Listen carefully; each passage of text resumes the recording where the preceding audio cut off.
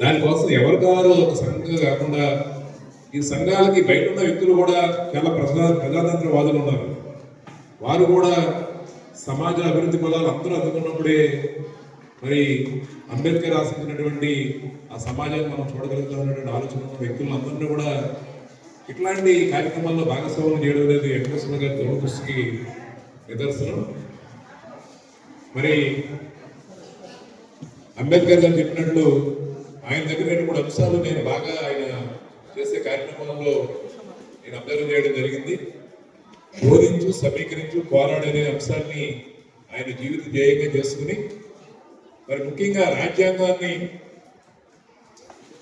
సమాజంలో ఉండేటటువంటి ప్రతి ఒక్కరు కూడా హక్కుల్ని వినియోగించుకుని తద్వారా అభివృద్ధి చెందాలని ఏదైతే మరి అంబేద్కర్ మహాశయుడు ఇచ్చాడో ఆలోచన అందరూ కూడా తెలియజేయాలి. ముందు వాళ్ళకి తెలియజేస్తే వాళ్ళ హక్కులు ఇవి, హక్కుల ద్వారా నీకు కావాల్సినటువంటి ఫలాలను సంపాదించుకోవాలనే ఉద్దేశంతో మరి రాజ్యాంగం అనే పుస్తకాన్ని ఆయన కొన్ని లక్షలు ఖరీదు చేసే పుస్తకాలను ఆయన ప్రింట్ చేసి ముఖ్యంగా విద్యార్థులకు కానీ సమాజంలో ఉండే మేధావులకు కూడా అందించి దీంట్లో అంశాలన్నీ కూడా మనం తెలుసుకుని తద్వారా ప్రతి ఒక్కరికి కూడా ముఖ్యంగా వాయిస్లెస్ పీపుల్కి వాయిస్గా మనం మారాలి, నీ హక్కులు ఇవి, దీనికోసం నువ్వు సంఘటితమై పోరాడు అనే అంశాన్ని ఆయన తీసుకోవడం అనేది నేను చాలా అభినందనీయమైన విషయం.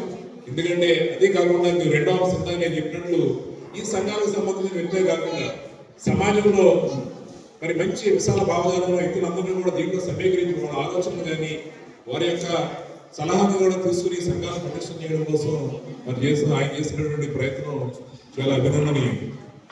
ఎందుకంటే ఇవాళ సమాజం అంతా కూడా ముక్కలుగా ఏ సంఘంగా ఒక సంఘానికి ఒక సంఘం అనేది పోటీ సంఘాలుగా, లేకపోతే మేము ఎక్కువ, లేకపోతే మేము ఎక్కువ కార్యక్రమాలు చేస్తాం, మా ద్వారా ఎక్కువ ఇట్లా చేస్తామని చెప్పి చెప్పుకోవడానికి జరిగితే అల్టిమేట్గా కూడా అందరినీ కలుపుకోవడం ద్వారా ఒక మంచి ప్రయోజనాలు సాధించాలనే ఆలోచన అనేది చాలా సంఘాల్లో కలవడం అనేది ఒక సామాజిక కార్యక్రమాన్ని శక్తిగా నేను చూస్తున్నాను.